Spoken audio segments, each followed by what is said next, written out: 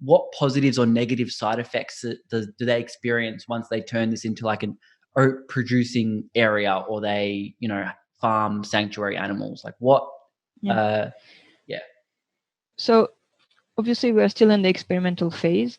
So we are launching our 3 first farm. 2 of them were already sanctuaries. That's something that needs to be known. So it's something they made themselves already, because they made the connection to animals a few years ago. So they started slowly transitioning into a sanctuary, but they needed a business model to support that. So that's where we helped them. And for us, it was also perfect to start with a sanctuary. So we didn't need to be working on the more the part, to, like I said, convincing and everything. So we really focus only on the business model. But the third farm we are working with is still the dairy farm today. So we really are transforming this farm. So I cannot really say how it's going to have an effect on them.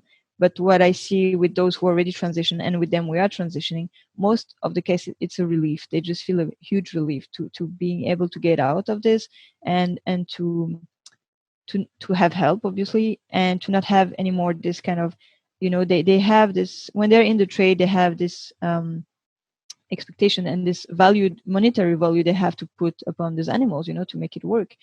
We have a lot of farmers who want help, but for now need to continue doing what they do because they need money. That's always what they say. They say, by the end of the month I still need to pay my bills, so they need to do it.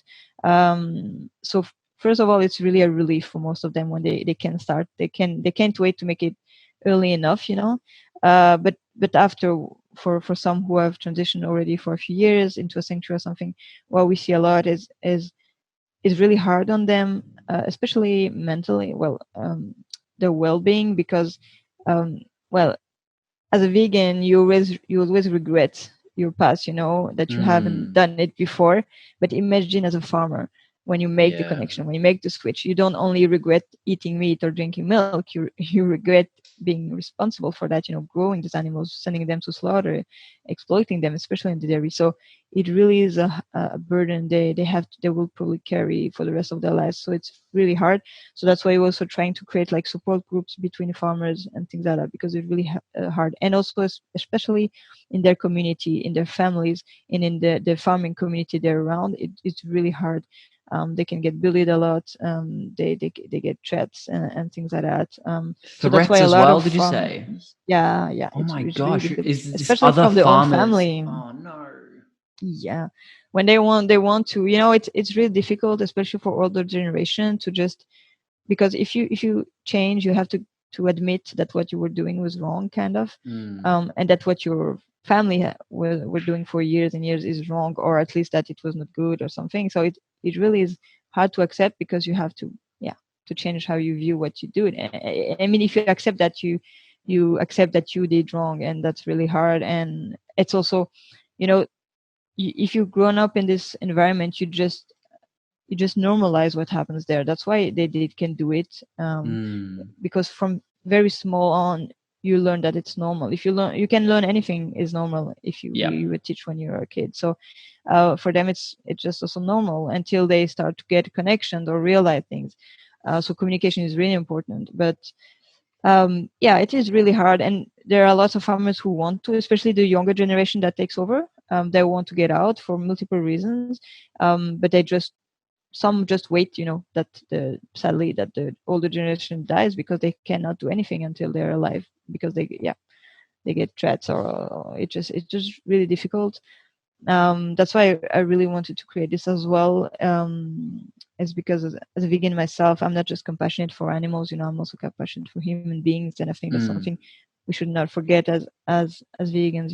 To have this compassion for all beings. So I could never, rejoice or be happy about hearing, sad stories, or how farmers struggle, because in the end, it's just people that have learned to do the things, and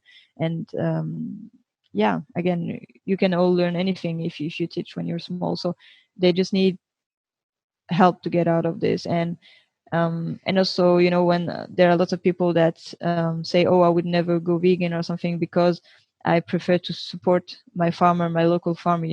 Lots of people say that we need to support farmers, but actually, if you want to support farmers, the best way to support them is to help them get out of this, because they're not, when you're buying your milk at the supermarket, you're not supporting the farmer, you're supporting the big corporation, the big company in between the farmer and you that Mm, will sell you this, because farmers don't have a say on the price of the milk they're selling.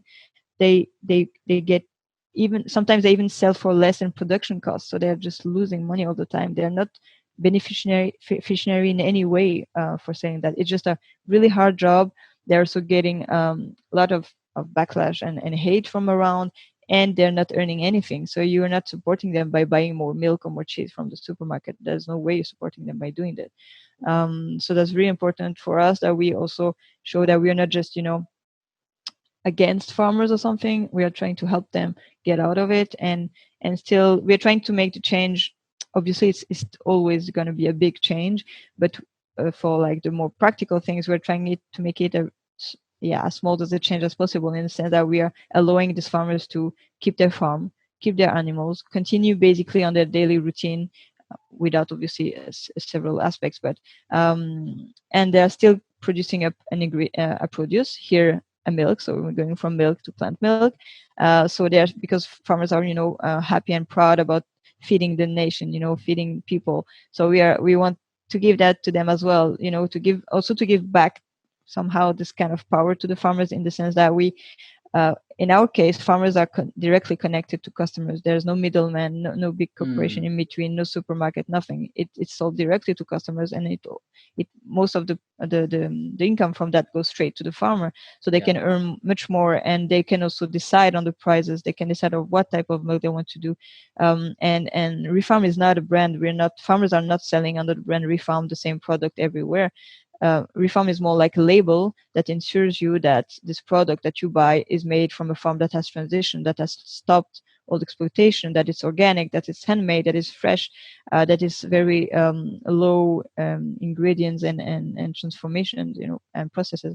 So that's more like it. But each farm will have has its own identity, and will do their own products. We give them, we come with the basic recipes, but then they can improve it. They can add things. They can, yeah, just come up with new products. And in some cases, sorry, some farmers want to do just one type of milk, for example, but others want to try different types of milk. Or we're going to be doing also other types of products like plant-based cheeses or yogurt and things like that. So it really depends. Each farm will have his own thing, and we really want to recreate like when you had before. You could go to your neighborhood or village farm and buy fresh milk or cheese from them, and it was high quality. You knew the farmer. You knew that if you were buying at his farm or another farm, the taste would be different, because it was handmade, the animals were eating differently and things like that. So we want to recreate this kind of thing, to reconnect as well this local community, because we are only producing with local ingredients and only selling locally, so trying to recreate this, and still having the farmer really a part of it, so that it's not